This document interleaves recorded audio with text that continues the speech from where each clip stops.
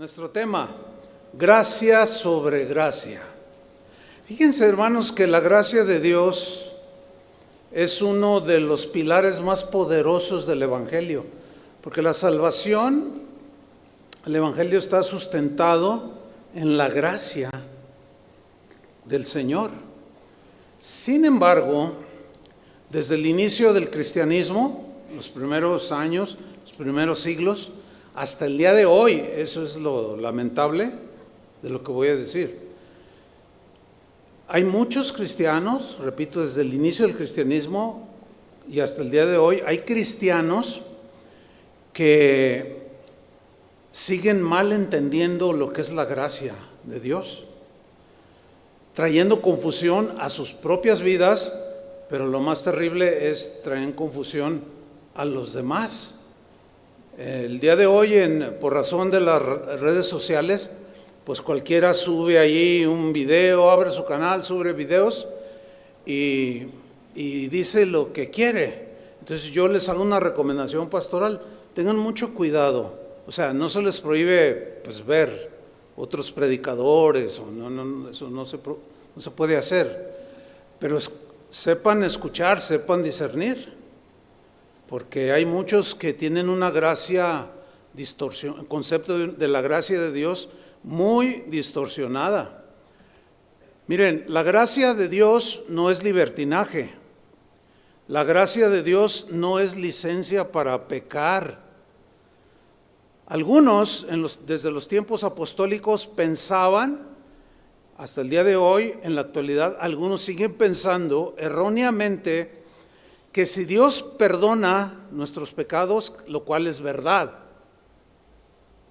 pero ellos deducen que si Dios perdona, ya no importa cómo vivamos. No, ese es un entendimiento equivocado. Sí importa cómo vivimos, porque si Él viene, muere en la cruz para sacarnos de nuestra vida licenciosa y pecaminosa, para vivir una vida para Él, pues claro que importa cómo vivamos, ¿o no?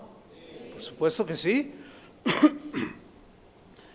Algunos cristianos en los primeros siglos, por ejemplo, algunos cristianos en Roma, torcieron el significado de la gracia, malentendieron, algunos inocentemente malinterpretaron, otros maliciosamente tratando de justificar su vida pecaminosa, malentendieron lo que Pablo les había enseñado.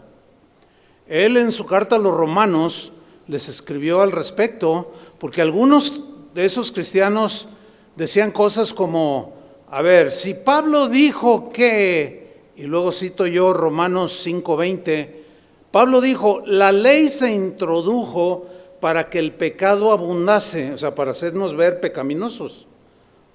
Sí, porque los mandamientos de la ley tenían el propósito, según la Biblia, de que nosotros nos diéramos cuenta que por nosotros mismos no podíamos alcanzar salvación, ni perdón de pecados. Y es ahí donde aparece el Mesías, Jesús, para que por gracia nos regalara la salvación. Entonces algunos decían, bueno, si Pablo dijo que la ley se introdujo para que el pecado abundase, mas cuando abundó el pecado, sobreabundó la gracia, ay, pues qué bien está eso, ¿no?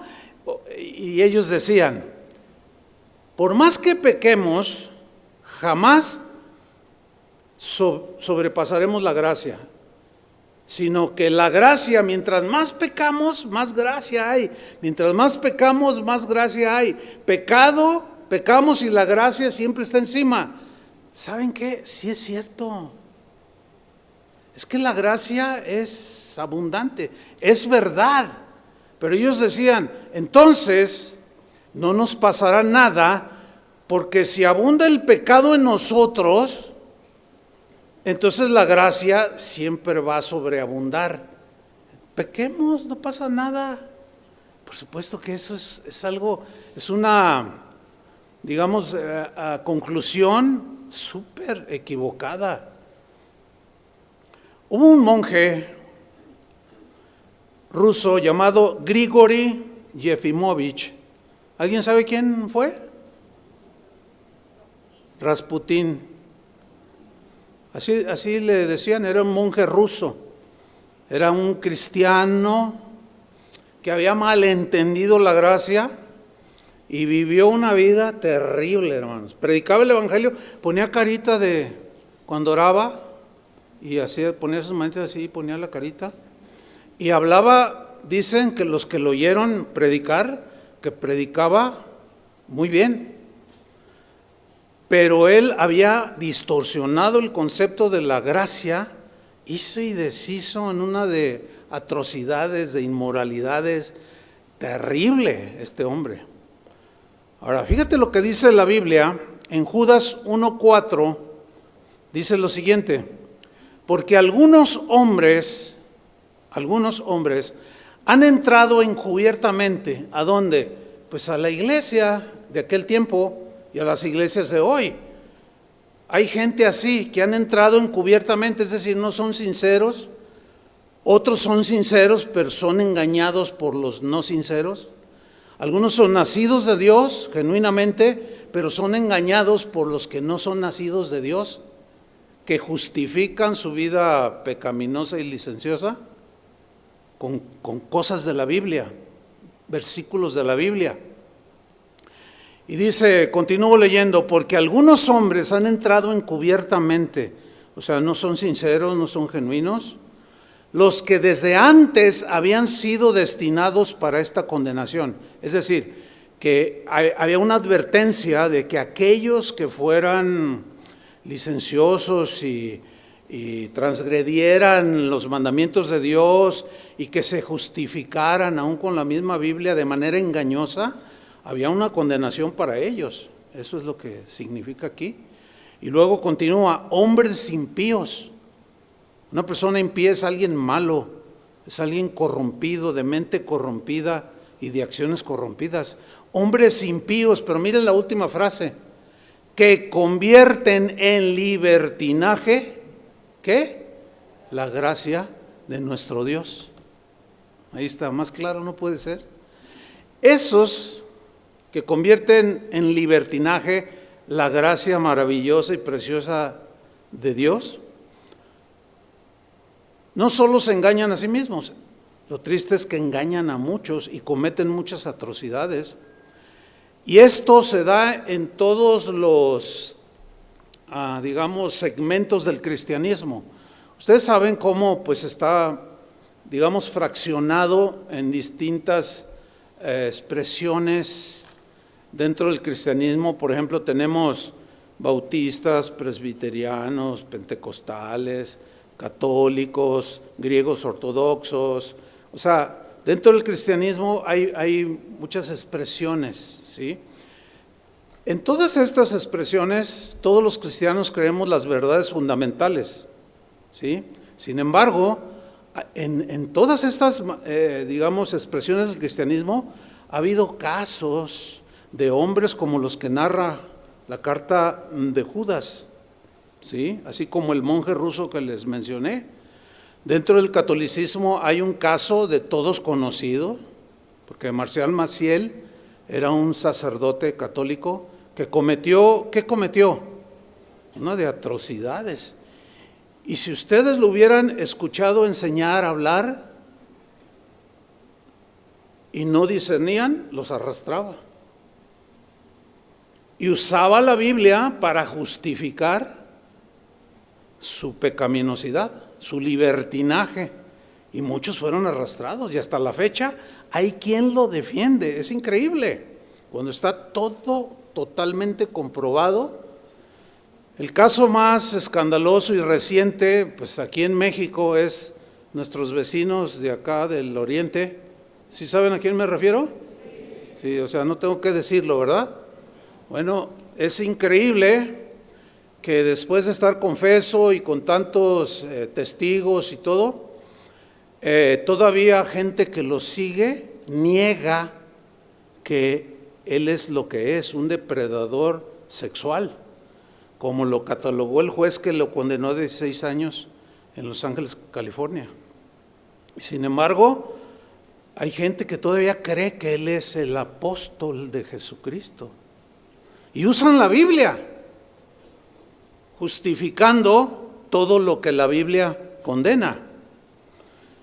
Pero volvámonos unos 2000 años atrás, porque Pablo vivió eso que hoy nosotros también desgraciadamente vivimos, pero él, inspirado por el Espíritu Santo, desengañó con la revelación del Espíritu Santo a todos aquellos que convertían la gracia en libertinaje. Y les respondió lo siguiente, Romanos 6:1. Dice, en una pregunta retórica. Una pregunta retórica es una pregunta que en la misma pregunta lleva la respuesta. Eso es lo que se llama una pregunta retórica. Y les hace una de esa manera. Romanos 6:1. ¿Qué pues diremos? A ver, ¿perseveraremos en el pecado para que la gracia abunde? Bueno, la respuesta es bien obvia. ¿Cuál es? ¿Cuál es? Obvio. Pues no, ¿cómo? ¿Cómo? A ver, ¿cómo? ¿Qué están entendiendo, cristianos en Roma? Que como la gracia de Dios abunda y sobreabunda, pues nunca el pecado la va a rebasar, por tanto la gracia es enorme, entonces puedes hacer lo que tú quieras, no nos pasa nada. Y Pablo dice, no, a ver, espérame, perseveraremos en el pecado para que la gracia abunde. Versículo 2, en ninguna manera. Esta frase, en ninguna manera, en el griego significa algo así como, no hay la mínima posibilidad de que Dios acepte eso. ¿Cómo? A ver, manda a su hijo a morir por nuestros pecados, nos rescata de allí para seguir en los mismos pecados. O sea, no tiene sentido. ¿A qué vino entonces? Y aquí se traduce como en ninguna manera. No hay la mínima posibilidad de que Dios acepte esa conclusión acerca de la gracia. Sin embargo, si hay algo que se ha desvirtuado en estos últimos años, es el concepto de la gracia. No, vente, vámonos, hay que hacer esto, no pasa nada. Ay, Dios es bueno. Pues sí, sí es cierto que es bueno. Y a fin de cuentas Dios nos perdona. Es cierto que Dios nos perdona, pero no en esa manera. Y luego dice en el versículo 14, Romanos 6:14, dice, fíjate, está hablando de la gracia desvirtuada, porque el pecado no se enseñoreará de vosotros, pues no estáis bajo la ley, sino bajo la gracia. Entonces, oh, mira qué tremendo, estamos bajo la gracia. O sea, el pecado pues ya no nos hace nada. Habían entendido terriblemente mal. Y luego dice en el versículo 15, ¿qué pues? Hasta parece de Jalisco aquí Pablo, ¿no? ¿Qué pues? ¿Pecaremos porque no estamos bajo la ley sino bajo la gracia? Otra pregunta retórica, pero él la remacha y dice, en ninguna manera, no existe la mínima posibilidad de que Dios acepte esa errónea conclusión acerca de la gracia. En ninguna manera, ¿no? ¿Cómo? Imposible. ¿Por qué? Porque la gracia de Dios no es un permiso para pecar, no es una licencia para pecar, sino que la gracia de Dios se nos fue dada porque tiene el poder, la gracia, de vencer el pecado. No para seguir en él, sino para vencer el pecado.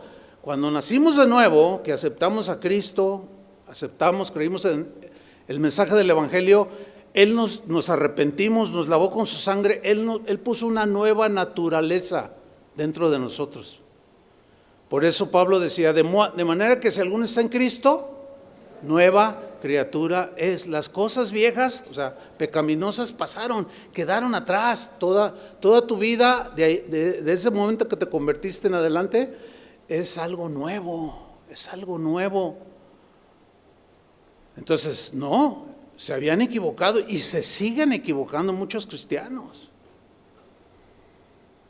Y quien mantiene un concepto equilibrado sobre la gracia es tachado de legalista, fíjense, de religioso. Una vez una joven así se me acercó y me dice, ay pastor, fíjese, tengo una pregunta, me hizo una pregunta de la Biblia, pero luego me contestó, fíjese que en la escuela donde voy hay otros, es una escuela cristiana y pues hay de varios lugares, ¿no? A mí tengo amigas y amigos que pues van a otras congregaciones cristianas, pero el otro día como que me asediaron y se juntaron como 4 o 5 cristianos, jóvenes como yo, y me empezaron a preguntar, oye, allí a donde tú vas, ¿los dejan fumar? Pues no que nos dejen o nos prohíban, pero pues es que es algo que pues no, yo no quiero hacer. No, lo que pasa es que te tienen esclavizada. ¿Sabías que la gracia de Dios nos permite, ya no hay condenación en Cristo? Ah, caray, dice, ¿cómo? Fíjate, unas jovencitas.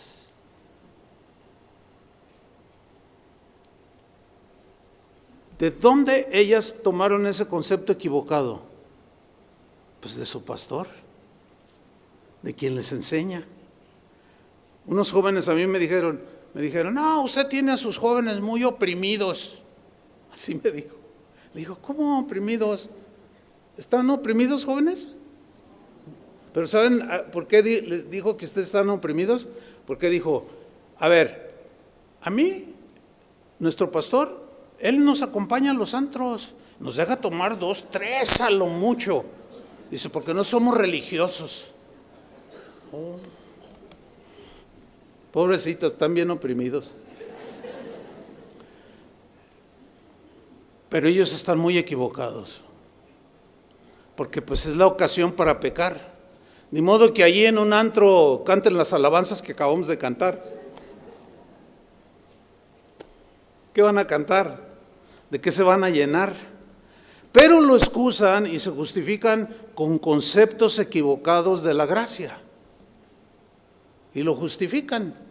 No pasa nada, dicen. Entonces, la gracia no es un permiso ni una licencia para pecar, no lo es, sino es el poder que Dios nos da por gracia para vencer el pecado.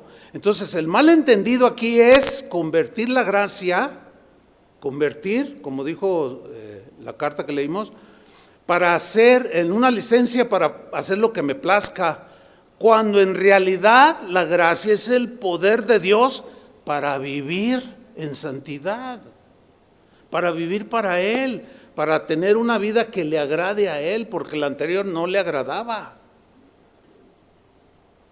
En la carta que Pablo le escribió a Tito, en el capítulo 2 de esa carta, en el versículo 11, mira lo que dice, pero la gracia de Dios, y la menciona así, con todas sus letras,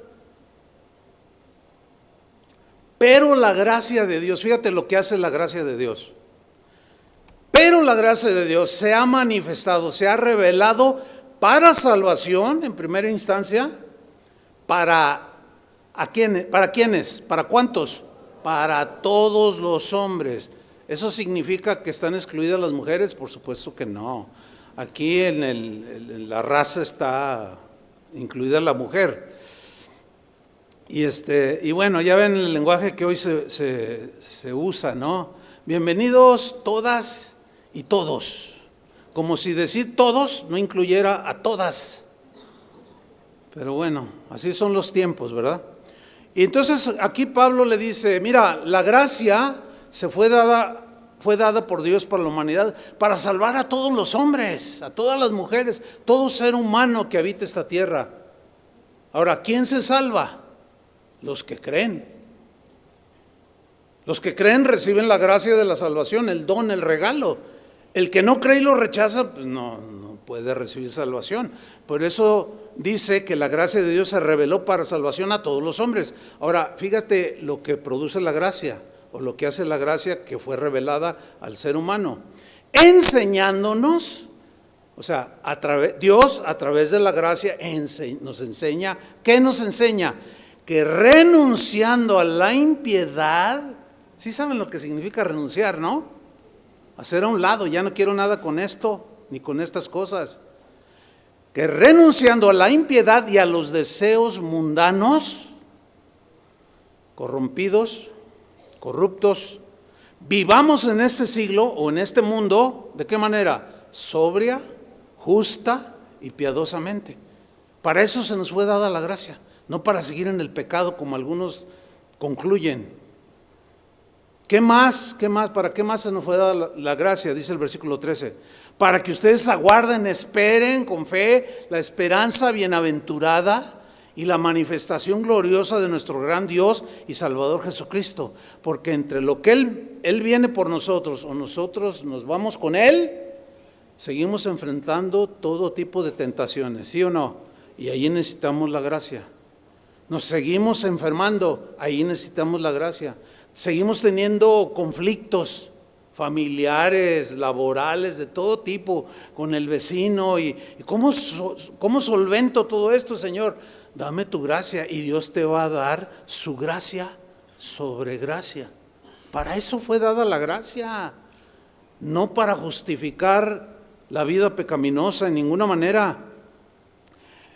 El pasado siglo XX, durante la Segunda Guerra Mundial, había un cristiano, un maestro de la Biblia, un teólogo que es muy reconocido hasta la fecha, es muy respetado, un alemán llamado Dietrich Bonhoeffer.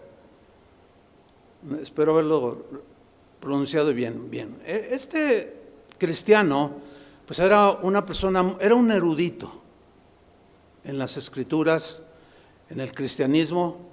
Él precisamente fue ejecutado por el régimen del señor Adolfo H. ¿Por qué lo ejecutó? Porque él se oponía con sus mensajes que daba a todas las atrocidades que hacía el jefe de Estado, ¿sí? Y terminaron ahorcándolo. Pero él en uno de sus escritos habló lo que él miraba ya en su tiempo, allá en los inicios de la Segunda Guerra Mundial, y en uno de sus escritos escribió algo que habló, que él enseñaba y lo llamaba la gracia barata. Si ustedes quieren saber un poco más de esto, en internet busquen el nombre y ahí va a salir, y hay mucho que aprenderle a este hombre de Dios. Y bueno, él definió la gracia barata de esta manera, por lo que veía. Gracia barata es recibir perdón sin arrepentimiento. Porque ya miraba que, no, acércate a Cristo, Él te va a solucionar todos tus problemas. Y les decían las bondades de Dios, pero nunca les hablaban de que tenían que arrepentirse de sus pecados. Entonces, se acercaban a Dios, pero seguían en sus pecados. Y dijo, no, y tú eres muy exagerado, le decían. Tú eres muy extremoso, le decían. Y dicen, no, es que eso es lo que dice la Biblia. ¿Cómo yo me voy a acercar a Dios sin arrepentirme? ¿Cómo le voy a pedir? ¿Con qué cara me pongo enfrente de Él? Y pedirle si ni siquiera me arrepiento de todas las ofensas que le he hecho a Él. Gracia barata es tratar de recibir salvación sin ir a la cruz de Cristo. O sea, sin entender de que fue por mí, que fue a la cruz para librarme de todos mis pecados. Y hacerle creer a una persona que es un cristiano, nada más porque cantó, o sintió bonito, o levantó la mano, es gracia barata. Así decía él, y tenía mucha razón. Decía que gracia barata es discipulado sin obediencia. O sea, te discipulan como cristiano, pero tú sigues haciendo lo que tú quieres. O sea, no te sometes a las enseñanzas del maestro de maestros, que es Cristo. Entonces, mucho discipulado, mucho conocimiento, pero no hay obediencia. Dice, eso es gracia barata. Bueno, este error reduce la gracia a un simple alivio emocional. O sea, hasta llora la gente a veces, porque pues es indudable que hay una atmósfera pues bastante cargada de espiritualidad, y hay emociones. ¿A poco no? O sea, ese canto último que entonó el grupo, se lo compuso el pastor de Colima, ¿verdad? Benjamín, el hijo de Toño Lázaro, o Benjamín Lázaro. O sea, qué qué manera de escribir la Biblia y traducirla en un canto. La verdad es, o sea, sí impacta, sí es Dios allí también hablándole a la gente, pero muchos luego vuelven a lo mismo, justifican. Todo eso es gracia barata. Tratar de vivir un cristianismo sin una entrega notable, una consagración y una transformación que se nota, es vivir gracia barata, de esa que venden en el tianguis o hecha en China, no sé. Pero la gracia bien entendida produce muchas cosas, pero de las primeras cosas que produce la gracia bien entendida es humildad, hermanos. ¿Por qué? Porque al saber que todo se nos es dado por gracia, empezamos a reconocer que todo proviene de Dios, ¿sí? Otra de las cosas que produce es gratitud. ¿Por qué? ¿Por qué acción de gracias? Pues porque sabemos, los cristianos sabemos, por la gracia, por el conocimiento de la palabra, que no merecemos nada. ¿Verdad que no merecíamos nada? Pero por gracia se nos da todo. Entonces, ¿qué nos queda hacer? Pues gracias, Señor. Es que todo lo que soy es gracias a ti. Todo lo que tengo me fue dado por ti, por gracia, ¿sí? Y otra de las cosas que sí o sí produce la gracia después de la salvación es obediencia, hermanos. Es obediencia a la palabra de Dios. Es obediencia, es decir, mira, un cristiano obedece no para ganarse el favor de Dios, no, sino porque como ya lo tiene de manera inmerecida, pues le obedece. ¿Qué más podemos hacer sin obedecerle? ¿Me estoy explicando?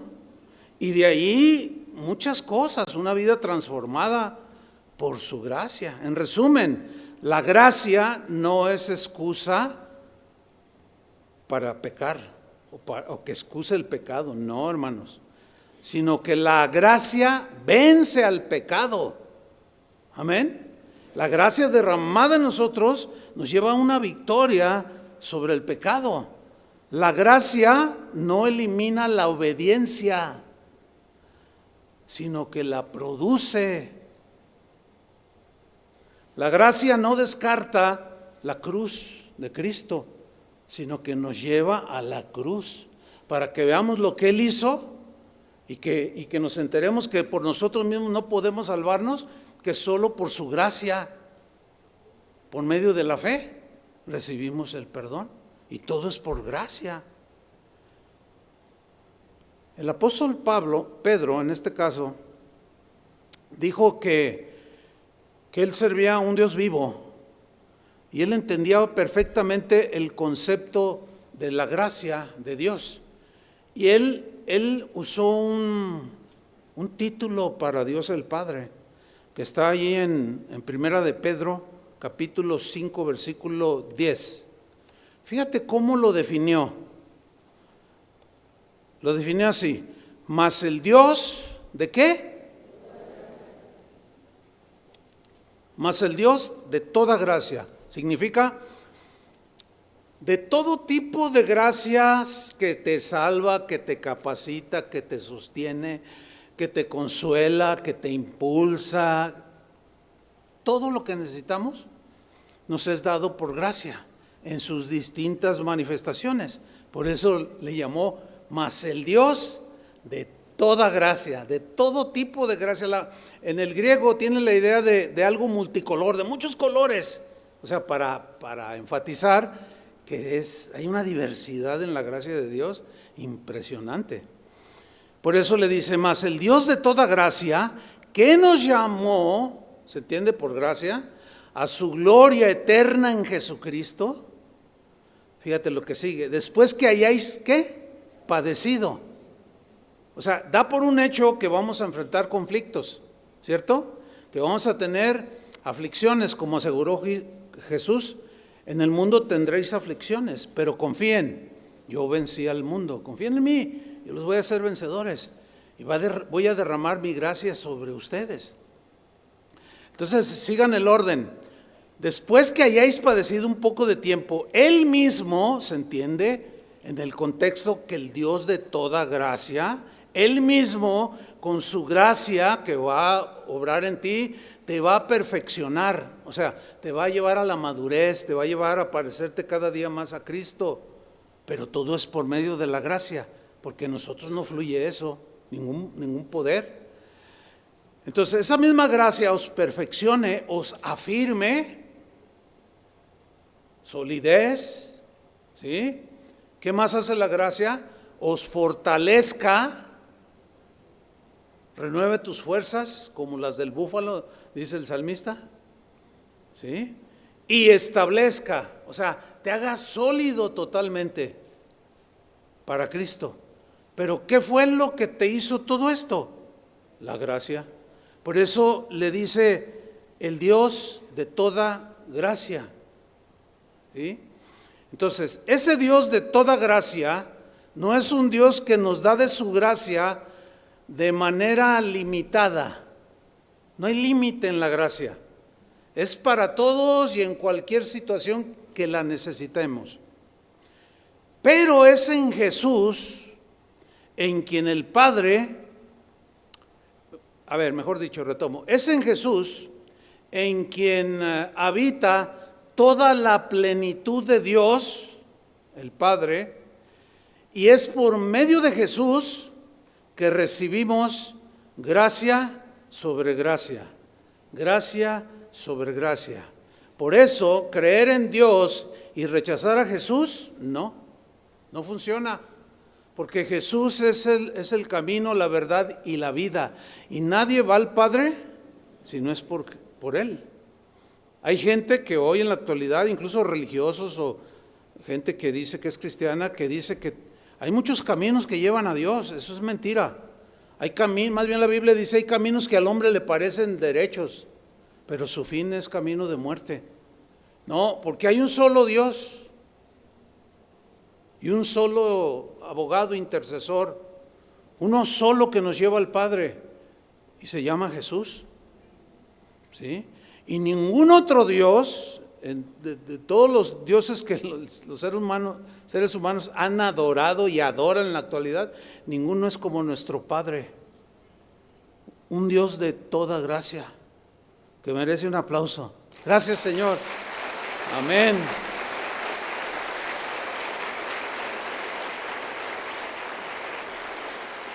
Entonces, fíjate, es en Jesús porque en Él está toda la plenitud de Dios, como cantamos. Y es en Jesús, por medio de Él, que recibimos gracia sobre gracia. En el Evangelio de Juan, capítulo 1, versículo 16, ahí el apóstol lo deja bien claro. Dice, porque de su plenitud, o sea, de la plenitud de Cristo, en quien habitaba toda la plenitud del Padre, Dios el Padre, Dios el Hijo. Dice, porque de su plenitud, de todo lo que habita en el Padre, que habitaba en Jesús, de esa plenitud, ¿qué sucedió? ¿Tomamos unos cuantos? No, todos. Aquí todos, ¿quiénes son? Los que han creído. ¿Ok? Ya hemos recibido, de ahí hemos tomado de su plenitud. ¿Y qué hemos tomado? Todos, gracia sobre gracia, gracia sobre gracia, favor tras favor, todo lo hemos recibido de la plenitud de Cristo. Pero en esa gracia sobre gracia que recibimos perdón sobre perdón, perdón sobre perdón, porque si ciertamente nuestros pecados antiguos, la vida pasada fue perdonada, olvidada incluso por Dios, ¿sí o no? Estamos certeros ahí. Pero seguimos siendo imperfectos, que seguimos fallando, pero no nos justificamos, ¿verdad que no? Ahora, ¿por qué fallamos? ¿Por qué pecamos? Por nuestra humana debilidad, porque estamos afectados, corrompidos, caídos. Y el pecado sigue asediando. Y a veces Satanás nos tienta y a veces nos gana, nos vence. Pero cuando caemos y nos tropezamos nos duele, ¿verdad que duele? O sea, no decimos, no importa, no pasa nada, gracias, no, hay que pecar más para que la gracia abunde más. Pues claro que no, de ninguna manera. Dios nos libre de ese concepto. También recibimos favor sobre favor. A ver, ¿cuántos favores has recibido? Mira, hoy, cuando despertaste, recibiste uno, sigues vivo. Hay gente que no amaneció hoy, que ya está en un cajón, sí, pero tú sigues vivo, ese es un favor. Ahora, si el que murió es cristiano, pues está en la presencia del Señor y le hizo un gran favor también. Porque Pablo dijo, para mí el vivir es Cristo y el morir es ganancia. Entonces, favor sobre favor, fuerza sobre fuerza. ¿Alguna vez te has sentido como que las fuerzas ya se te acabaron? Y dices, Señor, ya no puedo más. Y luego viene la gracia y te fortalece. Y luego ya al otro día te levantas y dices, ay Señor, alentaste mi corazón, gracias. Y empiezas a alabarlo. Y luego ya llega la tarde y empiezas otra vez. Y viene otra vez fortaleza tras fortaleza, fuerza sobre fuerza, gracia sobre gracia, capacidad espiritual sobre capacidad espiritual. Y así, eso significa gracia sobre gracia. Y eso es continuo, hermano. Fíjate bien lo que voy a decir. No existe, no hay área en la vida de un cristiano que la gracia de Dios no abarque o no llegue. O Dios no tenga esa gracia para ayudarte en eso que tú estás viviendo. No hay una sola, la mínima área en tu vida en la que la gracia no pueda penetrar para bendecirte. Por eso es gracia sobre gracia. No hay una sola. Por consiguiente, al entender esto, tenemos que tener siempre presente, hermanos, siempre. Eso es algo que debemos de ejercitarlo, tener presente que todo favor espiritual, todo favor material,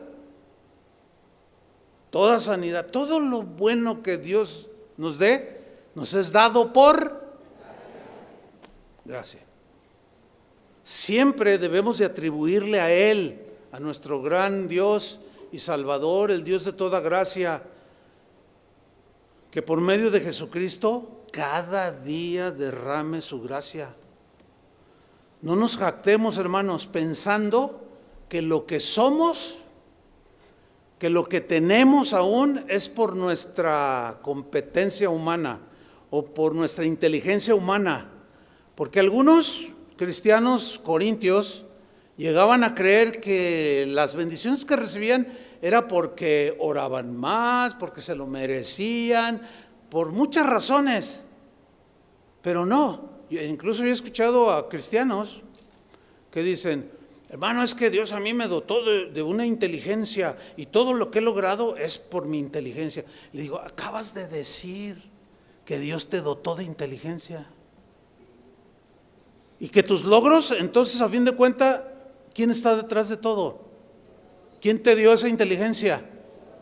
No te jactes, hermano.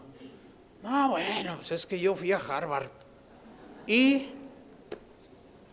por eso fíjense, cuando la gente estudia, y está bien estudiar, y Dios bendice su carrera,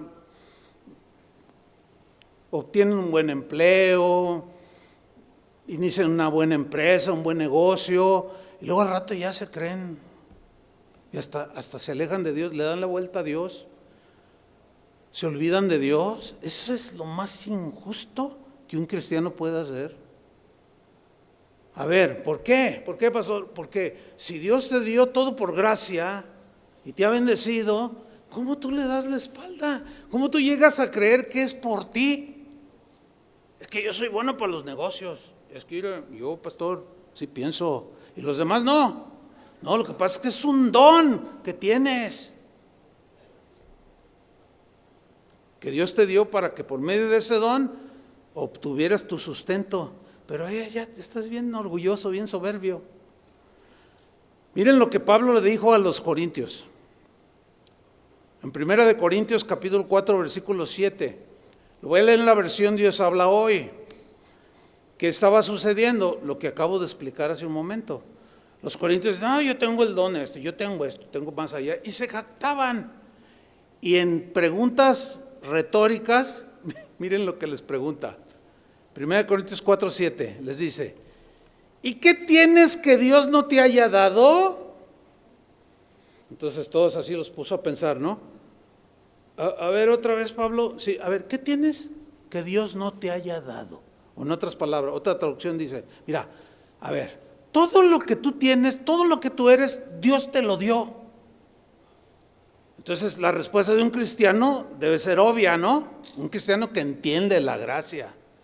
Entonces su reflexión es, o su respuesta sería, pues sí, a ver, les voy a repetir, diciendo el hermano Pablo, el apóstol, ¿qué tienes que Dios no te haya dado? No, sí, Pablo, reconozco, pues todo lo que tengo, todo lo que soy, Él me lo ha dado. Y luego Él mismo en el versículo dice, y si Él te lo ha dado, otra versión dice, y si Él te lo ha dado todo, ¿por qué presumes como si lo hubieras conseguido por ti mismo? ¿Por qué? Porque te has vuelto presumido y sangrón.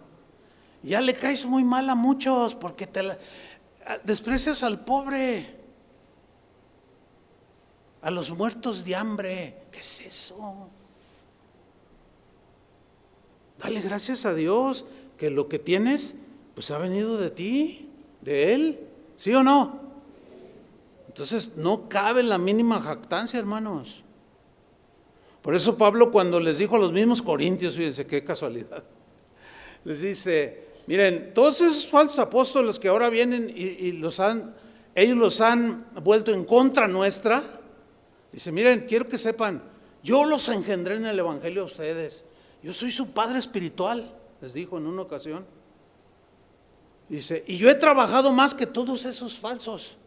Pero luego, eso suena un poco presuntuoso, ¿no? Yo he trabajado más que todos esos. Pero luego se ubica él solito. Dice, pero no yo, sino la gracia de Dios conmigo. Esa es humildad, hermano. Porque fue un hombre de Dios muy notable, ¿sí o no? Realmente admirable su vida cristiana. Padeció de todo por amor a Cristo y a la iglesia. Santiago, capítulo 1, versículo 17, en la misma versión Dios habla hoy, dice Santiago lo mismo, en otras palabras dice, todo lo bueno y perfecto que se nos da, viene de, háganle todos así, viene de arriba, pero háganle, porque si no, yo voy a creer que viene de aquí. Todo lo que tú eres y tienes, ¿de dónde viene? ¿Qué produce eso? Pues humildad, porque reconoces. Gratitud, porque pues gracias Señor por favorecerme. Todo lo bueno y perfecto que se nos da viene de arriba, de Dios, dice Santiago, que creó los astros del cielo. Dios es siempre el mismo. Entonces, como estos hombres tenían el concepto de la gracia muy bien entendido, pues cualquiera podía decir lo que Pedro dijo, el Dios de toda gracia, lo que decía Pablo, la gracia de Dios ha sido suficiente para mí, etcétera, etcétera. Entonces, con todos estos conceptos de la gracia que se nos es revelada en la Biblia, podemos concluir que el Dios de toda gracia, hermanos, nunca nos va a abandonar. En otras palabras, va a producir fe en el Dios de toda gracia, porque tú sabes que te va a ayudar, que te va a sustentar, ¿sí o no? Siempre será por su gracia. Él siempre te va a sostener en las pruebas que pases en tu vida. ¿Por qué? Por su gracia. Su gracia te va a fortalecer en las aflicciones. Su gracia te va a ayudar a enfrentar todo lo que vivas en tu vida cristiana. te va a ayudar a salir adelante con tu familia.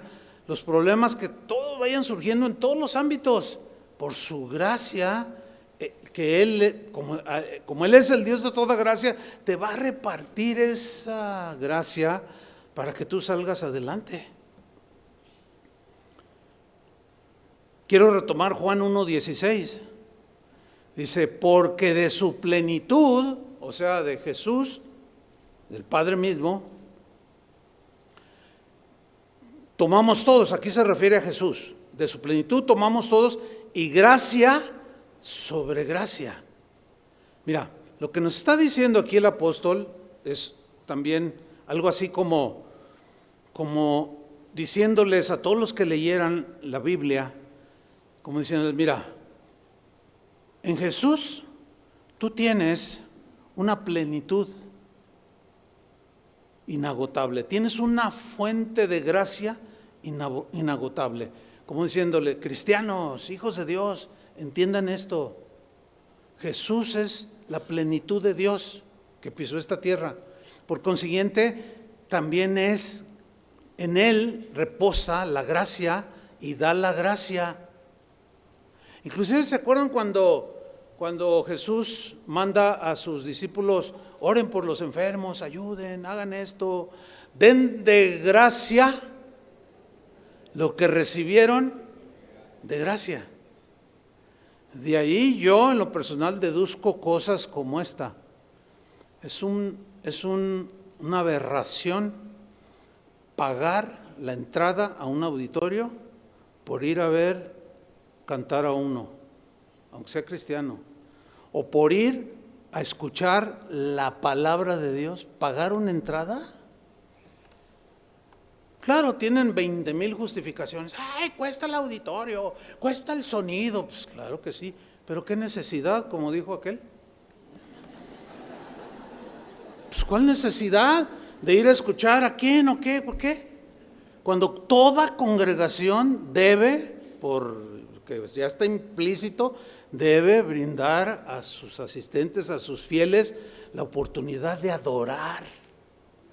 Pero tener que ir que pagar una entrada y de las VIP aquí enfrente y luego te vas a cenar con el cantante, es una aberración. Porque eso se da de gracia, porque se recibió de gracia. Y están ofendiendo a Dios, pero ellos se siguen justificando. Dios no lo ve bien. Hay un estudio que yo hice hace muchos años. Se llamó Los Mercaderes del Templo. Búscalo en la página. Ahí está todo el argumento bíblico. Hasta ahorita no ha habido uno solo que me dé argumento bíblico para hacer lo que hacen. Pero sobra en la Biblia que eso ofende a Dios. Porque si todo es recibido por gracia, si yo tengo un don para predicar, ¿de quién es el don? ¿Quién me dio el don? Pues Dios. Entonces imagina, ¿quieres escuchar a Chuy Olivares? Paga esta cuota. Aberración. Insulto a Dios. Corrupción. No se presten a eso, hermanos, porque tanto, como dice la Biblia ahí en Proverbios 75, tanto peca el que mata a la vaca como el que le agarra la pata. Porque somos re buenos para justificar. Yo sé que aquí hay gente que justifica eso. No pueden delante del Señor. No pueden con eso de que den de gracia lo que recibieron de gracia. No pueden contra eso. O sea, Dios me lo dio por gracia, pero yo te lo vendo. ¿Qué te parece? Y luego salen con unos argumentos. A ver, si así fuera, ¿por qué no nos regalan la Biblia? Ah, ubícate. Mira, tómate unas pastillas de Ubicatex, por el amor de Dios. Ubícate. Hay cosas que, o sea, se entiende, ¿no? Se entiende. Pero lo tuercen todo, lo convierten la gracia de Dios en libertinaje para hacer lo que les da su gana. Pero ya no quiero hablar más de eso. Quiero hablarles de las bondades y de las riquezas de su gracia. Pero no hay que abusar de ellas, hay que tener gratitud, pero de su plenitud tomamos todos, y gracia sobre gracia. Lo que Juan está diciendo es, miren, Cuando tú, ahora que eres cristiano, que amas a Cristo, te quiero decir que hay una gracia que fluye de Jesús que es inagotable. En el servicio de la mañana me acordé de algo que me vino en ese momento. Cuando yo tenía como 5 o 6 años, ya hace más de 60, imagínense, pues ya hace algunos años, algunos todavía ni nacían. Y mi papá compró una casa como a unas 2, 3 cuadras del Estadio Jalisco. En aquellos años todo eso no estaba habitado, todo eran bosques y cerro. Y mi papá compró lo que era la penúltima casa de la ciudad en ese rumbo. Y a mí, como siempre me ha gustado el campo, pues ya andaba ahí en los bosques y descubrí como a unos 400 metros de donde vivíamos, de mi casa, en el monte, descubrí un ojito de agua, porque yo siempre veía húmedo y me fui siguiendo y descubrí que salía de entre las rocas un borbotón muy pequeñito, pero que salía y salía. Entonces, bueno, allí como que le rompimos para que hiciera pues así un hoyo y de allí bebíamos. Era un agua tan sabrosa, yo me acuerdo bien. Y por cierto, en una ocasión que pues andábamos ahí jugando, vamos a tomar agua. Entonces yo llegué primero ahí al ojito de agua y me inclino para beber y estaba una serpiente y me hace ¡ii! O sea, como diciendo, no estés quitándome mi agua. Pues estaba allá dentro del agua, como que le gustaba nadar, no sé. Le dije, hey, no es para nadar. Y la sacamos. Pero ¿por qué la recordé? Porque hará unos 2, 3 meses, no hace mucho, fíjese, después de 60 y tantos años, que estaba platicando con un hermano. Y lo me dice, fíjate que yo vivo allí, abajito del Estadio Jalisco, allí como unas cuadras. Le digo, a ver, más o menos dónde, pues yo ya ubico más o menos las calles. Y luego me dice, pues de allí yo vivo a una cuadra. Y le digo, no me digas, oye, todavía está un ojito de agua. De allí sigue bebiendo mucha gente, lleva sus garrafones. Le digo, mira, ¿sabes que lo que ves de profundidad? O sea, está igualito. Dice, yo participé en hacerlo. ¿Cómo, pastor? Le digo, sí.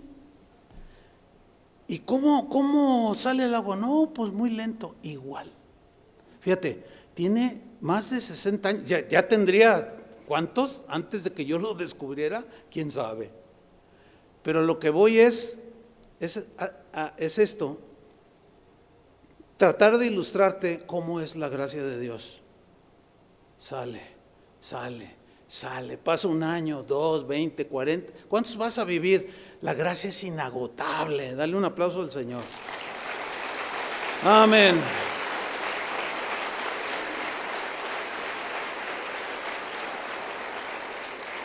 Una vez una señora le dijo a Jesús, Señor, dice, mi hijo está enfermo, sánalo.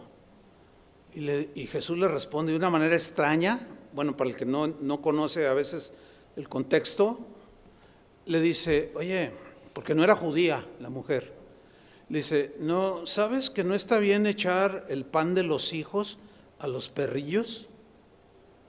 Utilizó esta palabra en diminutivo para que no fuera tan agresivo, porque decirle a un judío perro, o sea, no se siente igual decirle a alguien, eres como un perro, a decirle, eres como un perrillo. ¿Verdad que no se siente igual? Se siente como más, es como un eufemismo, algo así como que trata de bajarle la intensidad, ¿no? Y Jesús le respondió así, dice, no, fíjate que no está bien echarle el pan de los hijos a los perrillos. Entonces la mujer le responde, pero aunque sean las migajas, así le dijo, aunque sean las migajas, déjame de comer, necesito sanidad para mi hijo. Dice, y lo sanó el Señor. O sea, a lo que voy es esto. Si aún fuera una migaja de la gracia de Dios, o sea, así mira, una migajita, así como esa mujer, Señor, aunque sea una migaja, esa basta para sanar a mi hijo.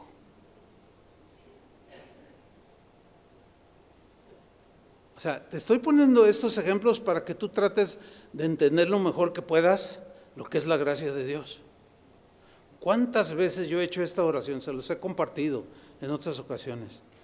He dicho al Señor constantemente, cuando estoy en algún aprieto, alguna situación, cuando salgo a predicar antes de subir aquí al púlpito, estoy allá atrás esperando y siempre le digo, Señor, a veces le digo, Señor, una gotita, dame nada más una gotita de tu gracia, es todo lo que necesito para predicar.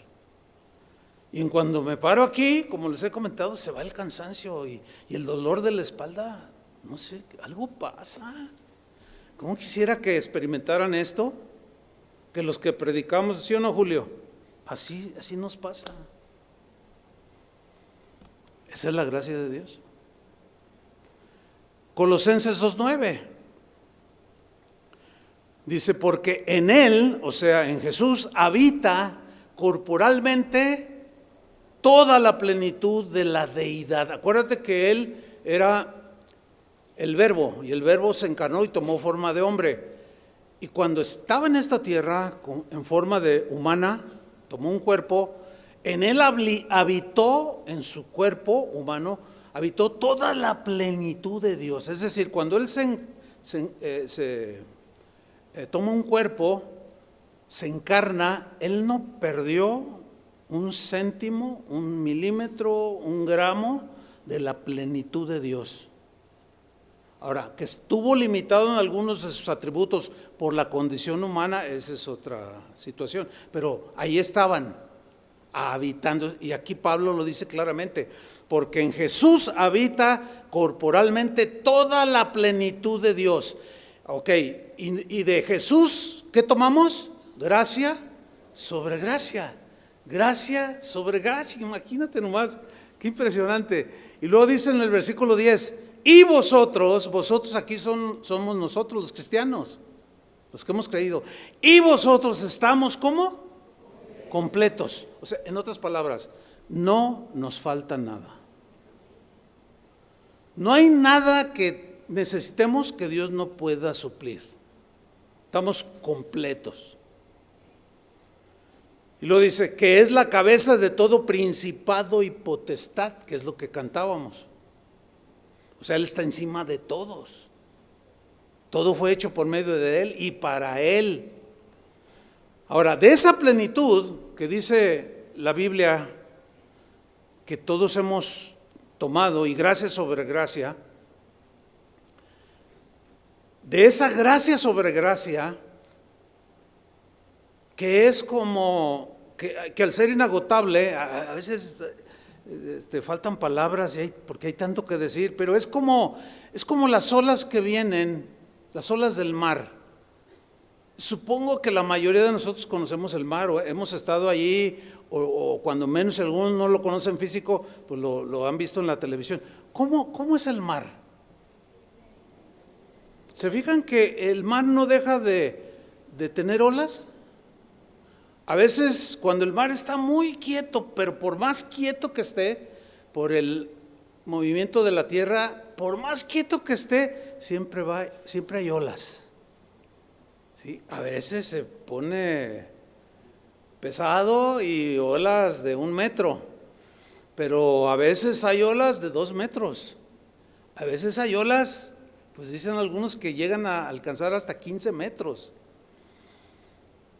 Fíjense, en un viaje que tuvimos cuando fuimos a Suecia, que atravesamos un mar, que fuimos de allí a Finlandia, fuimos en un de esos transatlánticos, no es muy lejos, es muy corto ahí el viaje, como de 2 o 3 horas, pero esas olas aparecieron, se ve impresión. Yo fui y me senté en mero enfrente donde está el vidrio así grandote, y yo nomás le decía, pues se siente bien. Cuando llega la ola y te levanta así, y luego cae el barco, nomás pregúntenle a Janet cómo se la pasó, pobrecita.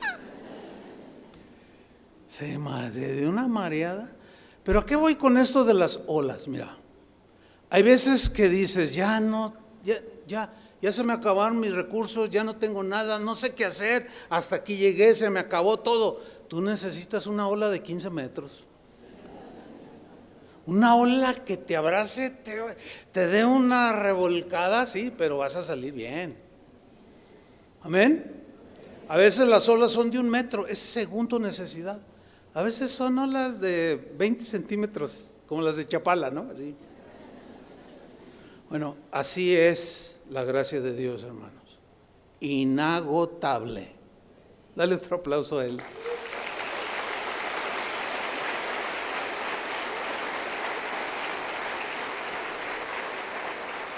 Su gracia es como un río también, como un río que nunca deja de fluir, de correr.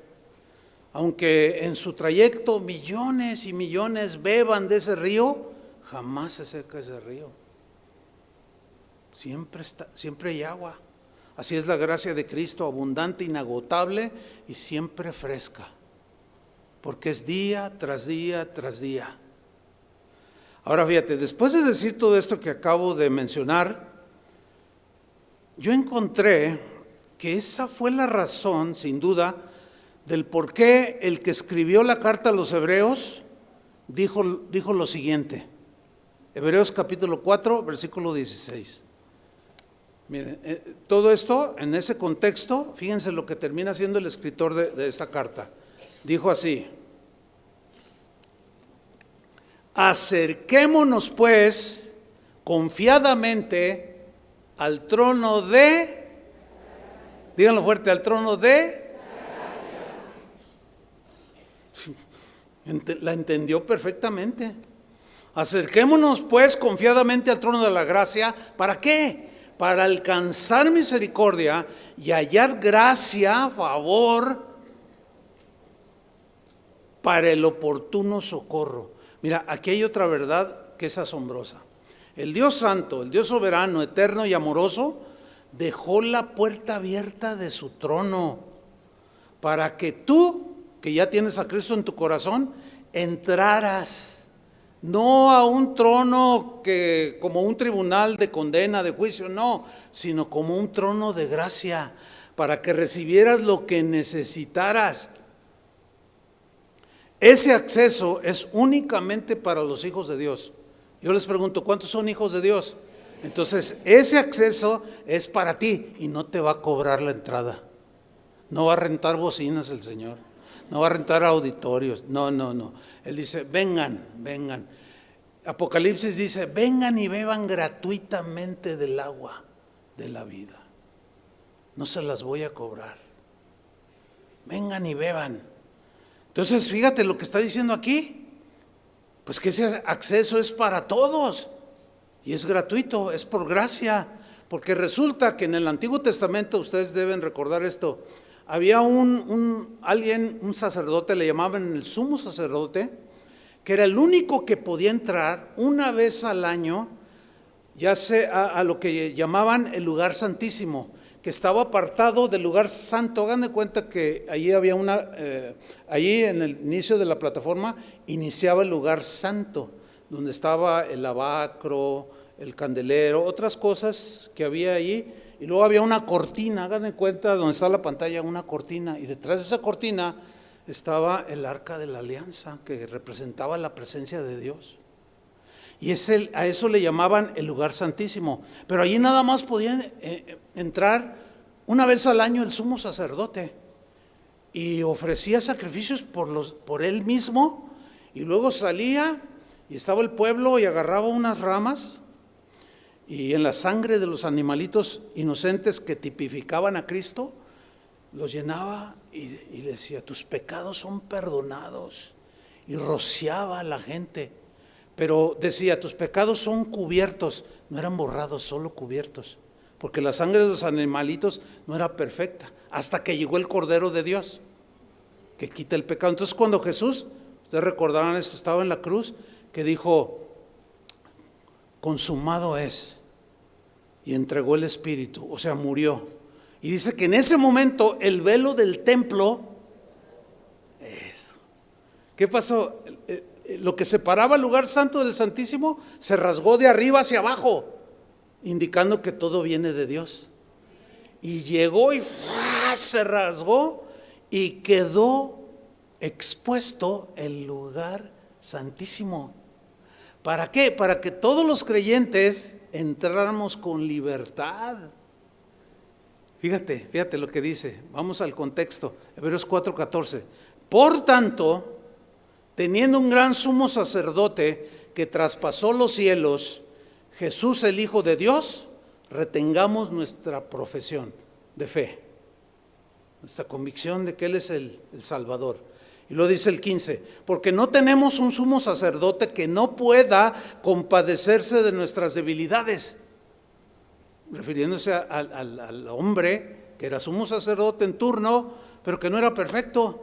Dice, no tenemos un sumo sacerdote como aquellos de antaño que no pueda compadecerse de nuestras debilidades, sino tenemos uno que fue tentado en todo según nuestra semejanza, pero sin pecado. Y luego viene el 16, acerquémonos pues confiadamente al trono de la gracia para alcanzar misericordia y hallar gracia para el oportuno socorro. ¿Qué nos impide, hermanos? Nada. Hasta para pedir perdón por nuestros pecados nos acercamos a su trono de gracia y nos limpia, confesamos y la sangre de su Hijo Jesús nos limpia de todo pecado. Ahora fíjate, el texto nos dice que nos acerquemos. ¿Qué dice? Que nos acerquemos. Pero luego dice ¿cómo? Confiadamente. Es como cuando tú llegas a tu casa. Cuando tú llegas a tu casa, sacas el llavero y ¿a alguien le pides permiso para entrar? Pues no. Se escucharía muy raro que yo llegue a mi casa y esté ahí todo. Y luego pasa un policía o un vecino, oiga, ¿me da permiso de entrar a mi casa? Va a decir, este señor ya se le patina el coco. ¿Por qué me pide permiso? Qué raro se oye. Pues soy su vecino de hace más de 20 años y me está pidiendo permiso. No, yo entro a mi casa con toda confianza, igual que ustedes. Ahora sí que como Juan por su casa. No vio, estaba leyendo. Estaba así clavado ahí en la Biblia, ¿verdad, Juanito? Ahora sí que Juan por su casa. Juan el que canta, que dirige. Sí, o sea, yo entro confiadamente y meto la llave y llego, abro el refrigerador y me hago un sándwich de este tamaño, según el hambre que tenga. Hay provisión y un vasito de leche o de jugo, qué sé yo, y con confianza. Ahora, la pregunta es esta, ¿qué necesitas como hijo de Dios? Mira, cualquier cosa que necesites, entra, acércate, pero con confianza. Aquí confianza tiene la implicación con fe, porque fe es confianza en Dios. Acércate con confianza. Entonces, al hacerlo, al acercarte con confianza, la pregunta sería, ¿a dónde me acerco con confianza? ¿A dónde? Donde Dios está sentado, al trono de gracia. Ahora, esa misma gracia nos da la libertad para entrar, porque por gracia es que entramos, ¿no es cierto? Y sabiendo que al entrar con confianza vamos a ser recibidos como hijos que somos, porque el trono de la gracia no está vacío. Como cuando hay alguna situación en algún país que vas a las tiendas y no hay azúcar y no hay pan y están los estantes semivacíos. No, el trono de Dios no está vacío. Ahí encontramos todo. ¿Qué encontramos? Todo. ¿Qué necesitas? Muchas cosas. ¿Sí? ¿Qué vas a hacer? ¿Saben lo que hago yo? Yo voy al trono de la gracia y entro con confianza y le hablo con confianza. Le puedes decir Abba Padre, le puedes decir hermoso Dios, como tú quieras, háblale con confianza. Otra vez, ¿qué necesitas? A ver, los de acá, ¿qué necesitan? ¿Los de aquí? Aún los que están durmiendo necesitan una cama. Dios se les va a dar. A ver, ¿qué necesitan los de acá? ¿Qué necesitan? Bueno, acércate al trono de la gracia, porque ahí vas a encontrar misericordia y vas a hallar el favor de Dios para el oportuno socorro.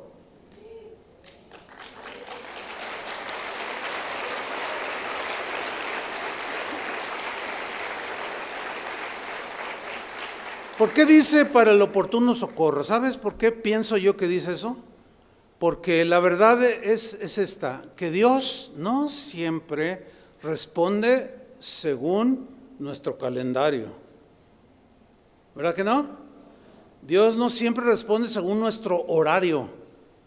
No, porque Él sabe el momento oportuno. Aquí es donde la frase oportuno socorro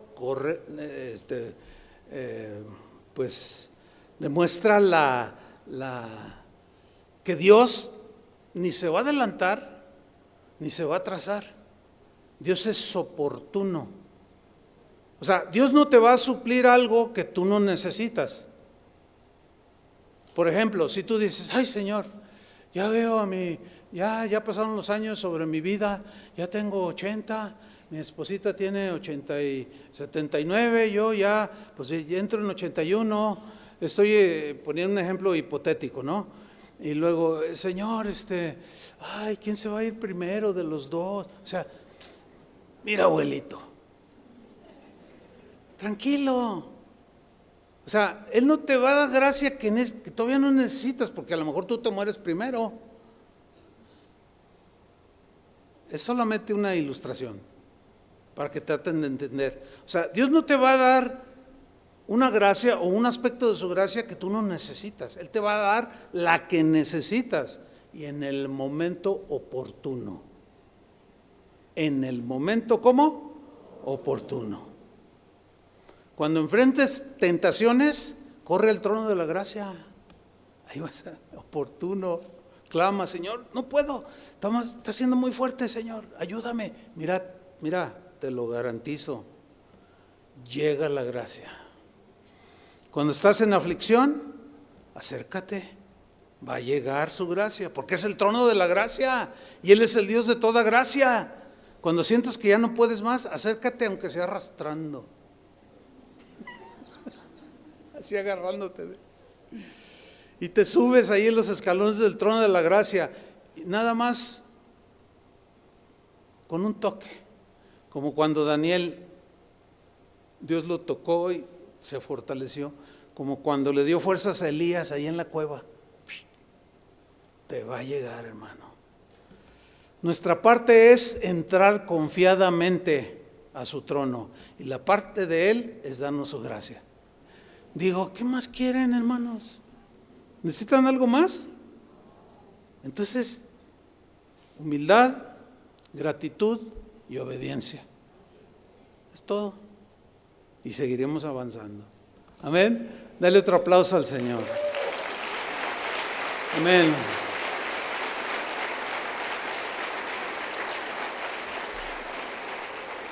Ahora les voy a pedir que se pongan de pie, pero también recordarles que no se salgan todavía, porque vamos a hacer una oración, ¿verdad? Entonces, es una oración cortita, pero quisiera que todos pusieran el corazón y la oráramos juntos. Yo voy a hacer la oración, ustedes la van repitiendo, ¿ok? Padre, te damos gracias, porque tú eres el Dios de toda gracia. Y todo don perfecto proviene de ti. Todo lo que soy y lo que tengo me han sido dadas por tu gracia, Señor. Gracias te damos en esta mañana, porque tu trono no es de juicio para los que estamos en Cristo, es un trono de gracia. Pero enséñame a acercarme confiadamente a ti en el momento que lo necesite. No hay restricción, porque el camino está abierto, Señor. Enséñame a experimentar tu socorro oportuno, no cuando yo lo quiera. Sí lo necesito, sí lo necesitamos, pero ese socorro, esa misericordia, gracia oportuna vendrá de ti, Señor. En nuestras luchas, en nuestras necesidades, en nuestras aflicciones, en tu trono de gracia. A tu trono de gracia nos acercaremos. En el nombre de Cristo Jesús. Ahora levanta tus manos y dale gracias. Dile, Señor, muchas gracias. Todo lo recibido de ti lo agradecemos. Y adoremos a ese Dios de toda gracia.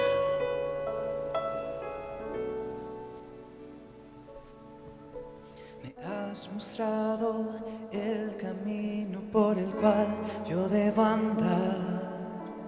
Sobre mí has puesto tu mirada, oh Dios. Me has mostrado el camino por el cual yo debo andar. Sobre mí has puesto tu mirada, oh Dios. Me diste a entender entre el bien y el mal, pues tu palabra es mi caminar. En tu gracia me esforzaré. Solo en ti, Jesús, está el poder.